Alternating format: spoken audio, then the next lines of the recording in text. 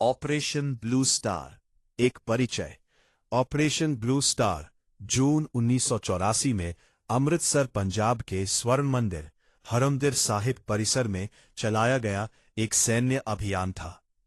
इसका मुख्य उद्देश्य स्वर्ण मंदिर परिसर को उग्रवादी नेता जरनैल सिंह भिंडरावाले और उनके सशस्त्र समर्थकों के कब्जे से मुक्त कराना था। प्रमुख बिंदु। समय यह ऑपरेशन 1 से 8 जून 1984 के बीच चलाया गया था। आदेश। यह आदेश तत्कालीन प्रधानमंत्री इंदिरा गांधी द्वारा दिया गया था। नेतृत्व। सैन्य कार्रवाई का नेतृत्व लेफ्टिनेंट जनरल कुलदीप सिंह बरार के.एस. बरार ने किया था। पृष्ठभूमि। 1980 के दशक की शुरुआत में पंजाब में अलगाववादी आंदोलन खालिस्तान की मांग चरम पर था। भिंडरावाले और उनके साथियों ने स्वर्ण मंदिर को अपना मुख्यालय बना लिया था और वहां भारी मात्रा में हथियार जमा कर लिए थे। ऑपरेशन ब्लू स्टार का मुख्य कारण। 1. जरनैल सिंह भिंडरावाले का उदय और उग्रवाद। सबसे प्रमुख कारण जरनैल सिंह भिंडरावाले और उसके सशस्त्र अनुयायियों का बढ़ता प्रभाव था।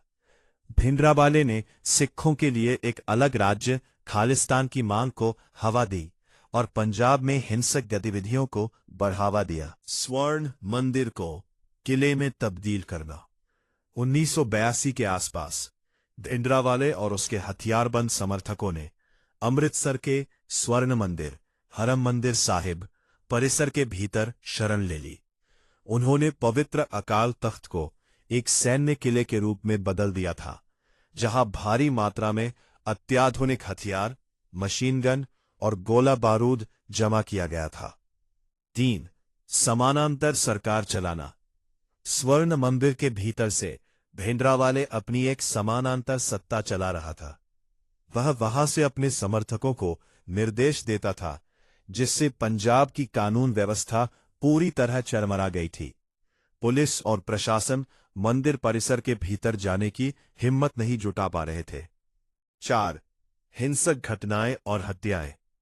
पंजाब में हिंदू समुदायों और उन सिखों को निशाना बनाया जा रहा था जो भिंडरावाले की विचारधारा से सहमत नहीं थे। पंजाब के तत्कालीन डीआईजी ए.एस. अटवाल की स्वर्ण मंदिर की सीढ़ियों पर दिन दहाड़े हत्या कर दी गई थी, जिसने सरकार को कड़ा कदम उठाने पर मजबूर कर दिया। देश की अखंडता को खतरा। तत्कालीन प्रधानमंत्री इंदिरा गांधी और केंद्र सरकार को डर था कि यदि जल्द ही कोई ठोस कदम नहीं उठाया गया तो पंजाब भारत से अलग हो सकता है। सरकार का मानना था कि मंदिर परिसर का उपयोग देश के खिलाफ युद्ध छेड़ने के लिए किया जा रहा है। सरकार ने सैन्य कार्रवाई से पहले कई बार बातचीत और आत्मसमर्पण की कोशिश की थी, लेकिन जब कोई रास्ता नहीं बचा तब ऑपरेशन ब्लू स्टार को अंतिम विकल्प के रूप में चुना गया।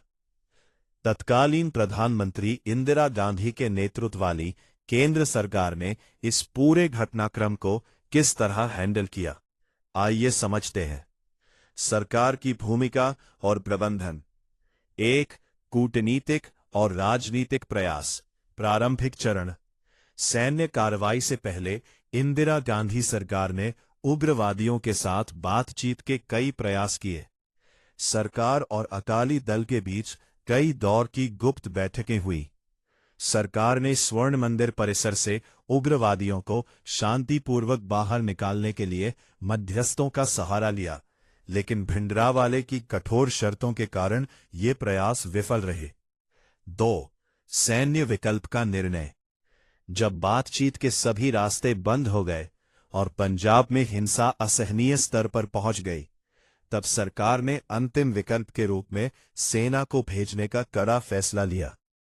3 जून 1984 को पूरे पंजाब में कर्फ्यू लगा दिया गया और संचार माध्यम, मीडिया और प्रेस पर रोक लगा दी गई ताकि सूचना बाहर ना जा सके। ऑपरेशन का क्रियान्वयन। एक्सिक्यूशन।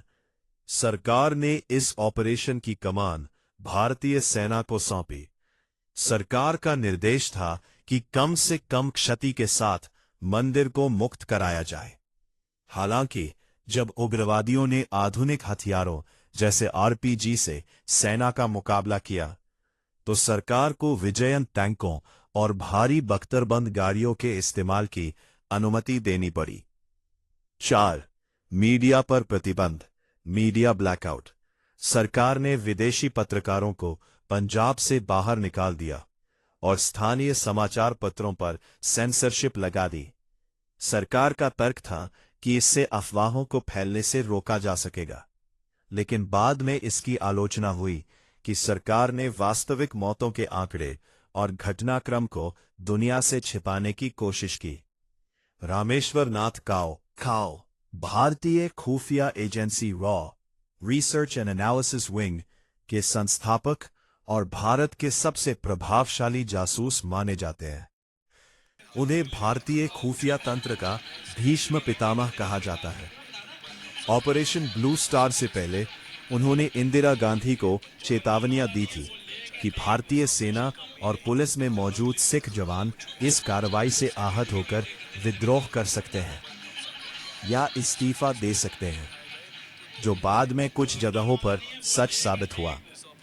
काओ की एजेंसी रॉ ने जानकारी दी थी कि जर्नैल सिंह भिंडरावाले और जनरल शाहबेग सिंह ने मंदिर को एक किले फोर्ट्रेस में बदल दिया है। उन्होंने चेतावनी दी थी कि यह ऑपरेशन इतना सरल नहीं होगा जितना सेना समझ रही है और इसमें भारी जान माल का नुकसान होगा। काओ ने सेटे हमले के बजाय घेराबंदी, सर्जिकल ऑपरेशन सीज का सुझाव दिया था। उनका मानना था कि मंदिर की बिजली, पानी और रसद काटकर उग्रवादियों को आत्मसमर्पण के लिए मजबूर किया जाना चाहिए, न कि टैंक और तोपें चलानी चाहिए। परंतु इंदिरा गांधी ने काओ की न सुनकर काओ की खुफिया चेतावनियों के मुकाबले लेफ्टिनेंट जनरल के संदरजी के आश्वासन पर अधिक भरोसा किया। आरएन काओ इतने दूरदर्शी थे कि उन्होंने ऑपरेशन से पहले ही एनएसजी, नेशनल सिक्योरिटी गार्ड्स जैसी एक विशेष फोर्स बनाने का प्रस्ताव दे दिया था, ताकि भविष्य में पवित्र स्थानों पर सेना के बजाय प्रशिक्षित कमांडो कार्रवाई कर सके। Ajit Doval, operation blue star में एक मास्टर जासूस, रिक्शा चालक बनकर स्वर्ण मंदिर में प्रवेश। ऑपरेशन ब्लू स्टार से पहले और उसके दौरान स्वर्ण मंदिर के अंदर की सटीक जानकारी जुटाना बहुत चुनौतीपूर्ण था। अजीत डोभाल ने एक पाकिस्तानी जासूस और रिक्शा चालक का भेष धरा और स्वर्ण मंदिर परिसर के अंदर घुसने में सफल रहे। 2. उग्रवादियों का विश्वास जीतना। उन्होंने खुद को पाकिस्तानी खुफिया एजेंसी आईएसआई का एजेंट बताया, जो उग्रवादियों की मदद के लिए आया है।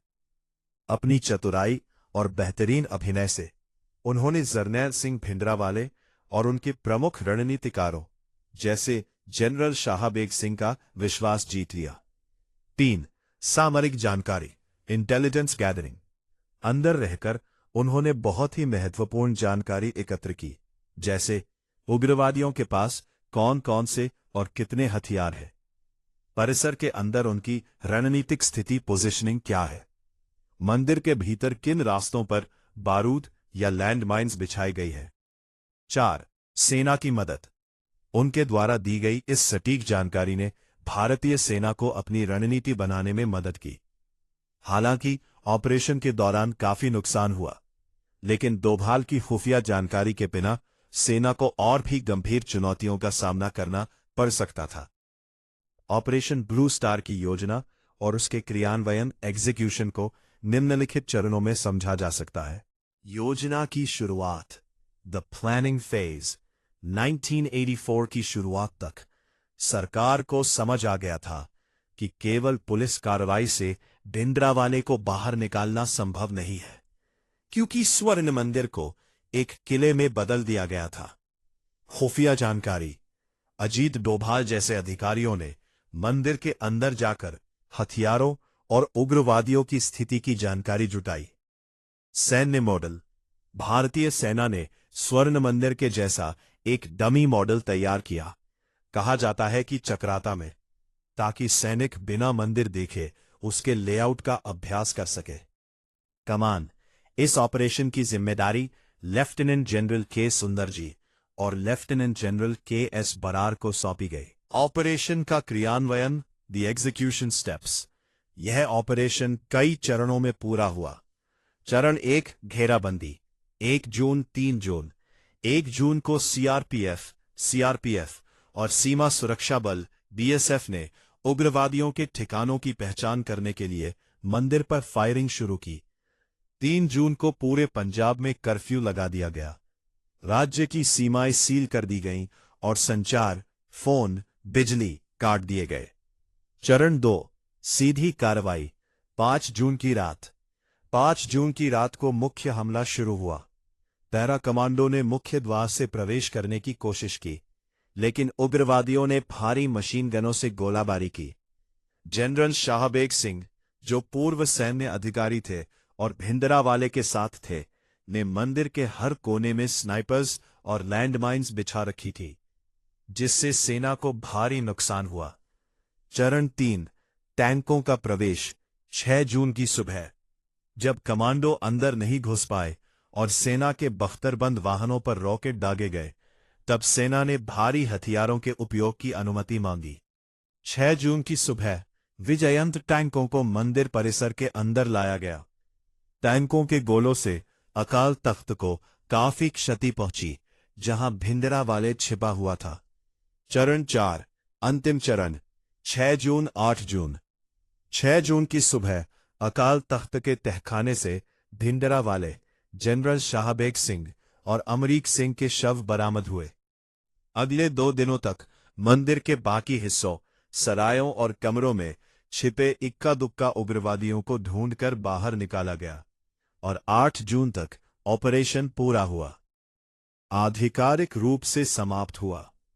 ऑपरेशन ब्लू स्टार के राजनीतिक प्रभाव, पॉलिटिकल इफेक्ट्स, भारतीय इतिहास में अत्यंत गहरे और दूरगामी रहे हैं। इस सैन्य कार्रवाई ने न केवल पंजाब की राजनीति को बदला, बल्कि पूरे देश के लोकतांत्रिक और सामाजिक ढांचे पर गहरा असर डाला। इसके मुख्य राजनीतिक प्रभावों को निम्नलिखित बिंदुओं में समझा जा सकता है।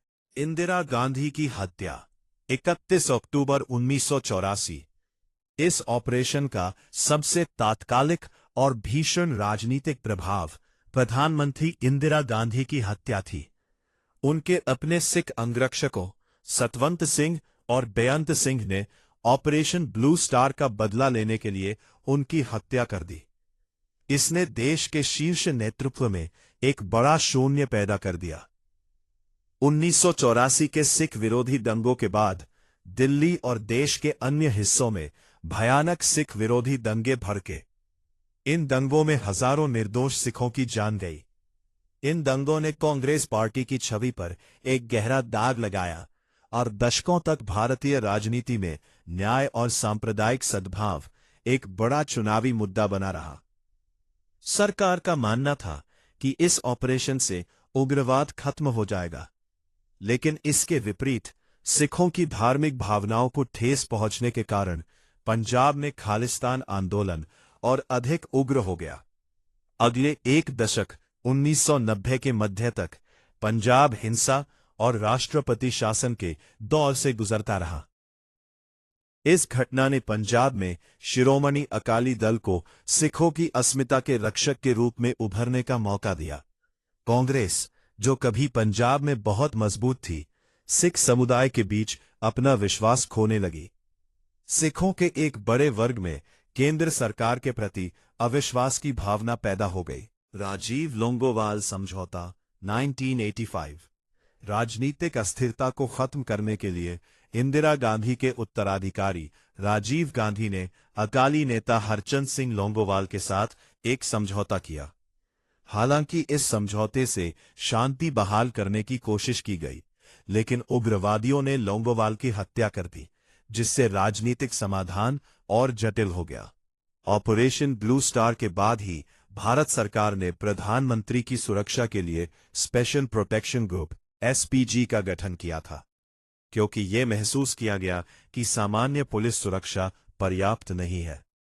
ऑपरेशन के बाद का प्रबंधन, आफ्टरमैथ। ऑपरेशन खत्म होने के बाद सरकार ने तुरंत मंदिर की मरम्मत और अकाल तख्त के पुनर्निर्माण का काम शुरू करवाया, जिसे सरकारी सेवा कहा गया। सरकार ने सिखों के गुस्से को शांत करने की कोशिश की, लेकिन अकाल तख्त को सरकारी पैसे से बनवाना सिख समुदाय को रास नहीं आया और उन्होंने बाद में इसे गिराकर खुद दोबारा बनाया। ऑपरेशन ब्लू स्टार का निष्कर्ष, कंक्लूजन, भारतीय राजनीति और समाज के लिए एक अत्यंत जटिल अध्याय रहा है। इसे हम निम्नलिखित मुख्य बिंदुओं में समेट सकते हैं। निष्कर्ष, ऑपरेशन ब्लू स्टार 1984। 1. सैन्य दृष्टिकोण से सफलता। सैनिक नजरिए से यह ऑपरेशन अपने लक्ष्य में सफल रहा। भारतीय सेना ने स्वर्ण मंदिर को उग्रवादियों के नियंत्रण से मुक्त करा लिया और जरनैल सिंह भिंडरावाले व उसके प्रमुख सहयोगियों का अंत हुआ। मंदिर के भीतर जमा किए गए भारी मात्रा में हथियारों को जब्त कर लिया गया। भारी मानवीय और भौतिक क्षति। इस सफलता की कीमत बहुत अधिक थी। सरकारी आंकड़ों के अनुसार इसमें 83 सैनिक और 493 नागरिक उग्रवादी मारे गए। हालांकि गैर सरकारी आंकड़े इस संख्या को बहुत अधिक बताते हैं। सिखों के सर्वोच्च धार्मिक स्थल अकाल तख्त को पहुंचा नुकसान सिखों के लिए एक गहरा भावनात्मक आघात था। 3. सिखों की भावनाओं और अस्मिता पर चोट। इस ऑपरेशन ने दुनिया भर के सिख समुदाय के मन में भारत सरकार के प्रति अविश्वास और रोष पैदा कर दिया। कई सिखों ने इसे अपने धर्म पर सीधा हमला माना। इसका परिणाम सेना में विद्रोह, सिख सैनिकों द्वारा और कई प्रतिष्ठित सिखों द्वारा अपने सरकारी सम्मान जैसे पद्म भूषण लौटाने के रूप में दिखा। 4. इंदिरा गांधी की हत्या और सांप्रदायिक दंगे। इस ऑपरेशन का सबसे दुखद निष्कर्ष 31 अक्टूबर 1984 को प्रधानमंत्री इंदिरा गांधी की हत्या के रूप में सामने आया। इसके बाद हुए सिख विरोधी दंगों ने देश के सांप्रदायिक सौहार्द को हिलाकर रख दिया, जिसके घाव आज भी पूरी तरह नहीं भरे हैं। 5. पंजाब में उग्रवाद का लंबा दौर। सरकार को उम्मीद थी कि भिंडरावाले के अंत से समस्या सुलझ जाएगी, लेकिन इसके विपरीत पंजाब में उग्रवाद और खालिस्तान की मांग और अधिक तीव्र हो गई। पंजाब को पूरी तरह शांत होने और सामान्य स्थिति में लौटने में अगले 10 से 12 साल 1990 के दशक के परिसंपन्न तक लग गए।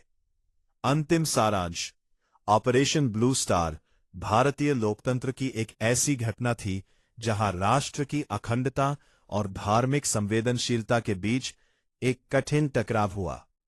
ये याद दिलाता है कि राजनीतिक समस्याओं का सैन्य समाधान अक्सर लंबी और दर्दनाक विरासत छोड़ जाता है।